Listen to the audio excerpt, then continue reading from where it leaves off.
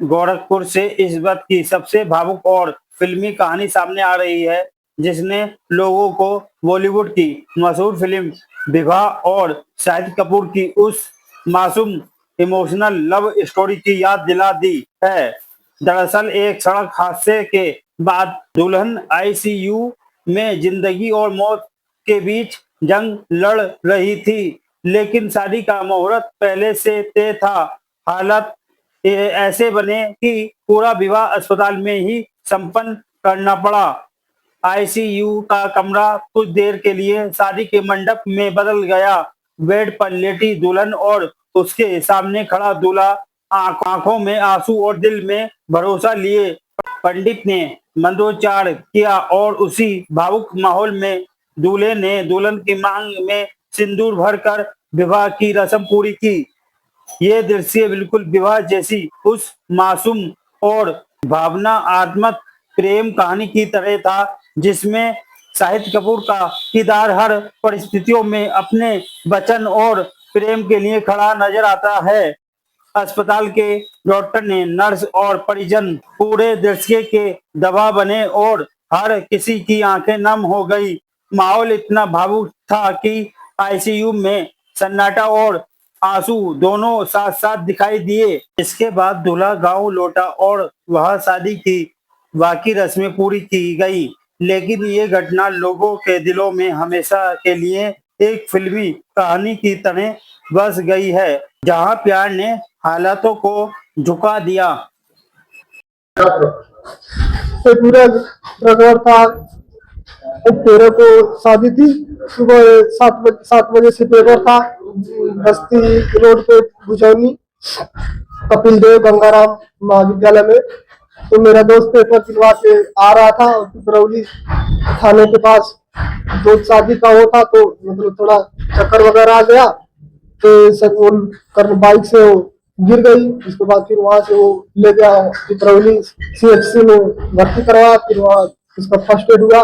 उसके बाद फिर वहां से डॉक्टर बोले कि इनको गोरखपुर ले जाओ दिखाओ। उसके बाद फिर तो ये अभी क्या स्थिति है? अभी स्थिति फिलहाल कोई बहुत अच्छी नहीं है।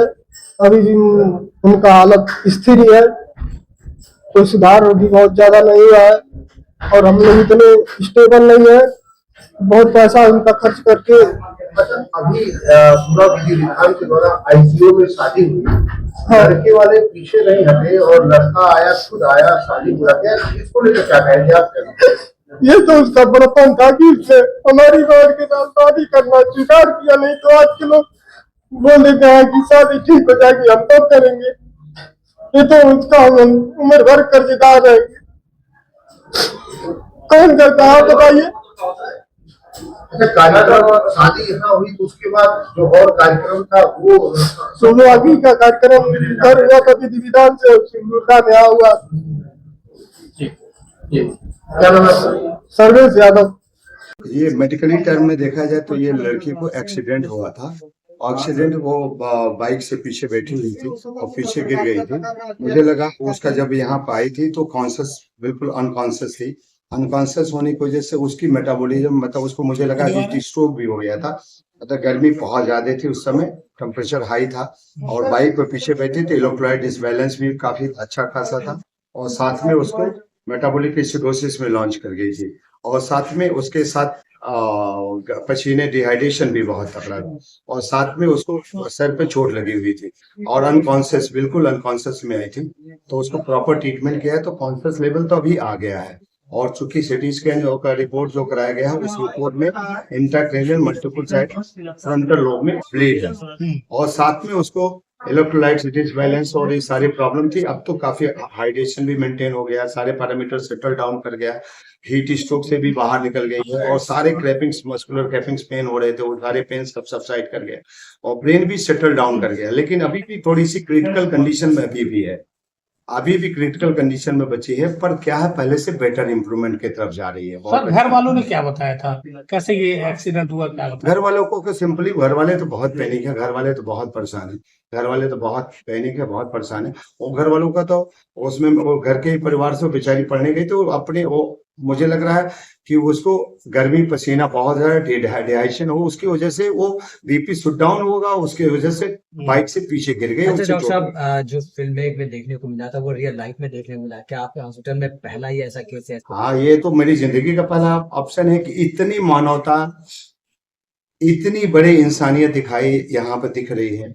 और ये ह्यूमन सोसाइटी के लिए सबसे क्रिएटिव बात मुझे अच्छा दिखाई दिया कि बेटिया पक्ष बेटा पक्ष इतने अच्छे तरीके से, इतने आपस में सिंक्रोनाइज तरीके मोड में प्रॉपर तरीके से आपस में रिलेशनशिप को बिल्डअप कर रहे हैं। ये रिलेशनशिप बिल्डअप और सोसाइटी में एक नया डायरेक्शन देखने को मिला मुझे पहली बार लाइव मिला, और अच्छा लगा कि चलो परिवार वाले ऐसे हों, ऐसा ही परिवार हो, और सोसाइटी को ऐसा ज्ञान और ऐसी चीज मिले। सर क्या देखे आप लोगों ने, आईसीयू का क्या कैसा नजारा था? आईसीयू का नजारा दोनों पक्ष, बेटा पक्ष एक फ्रेंडशिप रिलेशनशिप दिखा, एक सोसाइटी के लिए एक बेटा पक्ष मैं देख रहा हूँ बहुत ज्यादा परेशान है, बेटिया पक्ष और परेशान है।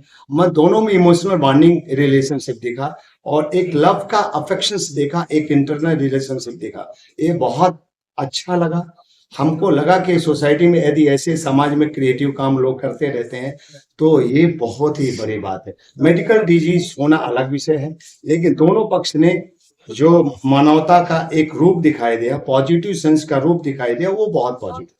सर आपके आईसीयू में सर सिंदूर दान हुआ, इससे पहले कभी आपने सुना है? कभी जिंदगी में नहीं, कभी लाइफ में नहीं सुना, इस तरह का कभी लाइफ में मैंने देखा नहीं। सर परिवार वालों को आप लोग किस तरीके से मदद करेंगे? आप देखो, परिवार वालों को हर लेवल पर मदद कर रहे हैं। जब मरीज, वो परिवार हमारा परिवार है, वो परिवार के लोग हमारे परिवार के लोग हैं, और मैं एज जस्ट परिवार जैसे ही ट्रीटमेंट हम भी लोग कर रहे हैं, और प्रॉपर तरीके से एक एक स्टेप वाइज, जो फेज वाइज स्टेप वाइज जो ट्रीटमेंट है वो हम लोग कर रहे हैं, और एक एक पॉइंट पर नजर रखे हुए हैं, उसके हर कंडीशन को नजर में रखें, इस बात को सोच के नजर में रखें जितने वो इमोशनल है हम लोग भी इमोशनल तरीके से ट्रीटमेंट प्लान कर रहे हैं, प्लस साइंस व्यू से भी प्लानिंग कर रहे हैं। हम लोग दोनों इंटीग्रेट करके प्लानिंग कर रहे हैं, क्योंकि मैं चाहता हूं कि बच्ची की लाइफ फिर से रीइस्टेब्लिशमेंट हो जाए, और शायद हम लोग का सहयोग होगा, और इसमें हम लोग का बहुत अच्छा। सर आपका नाम और पद? सर आपका नाम और पद? मैं doctor DP Singh, Aryan hospital का critical care expert physician, senior physician.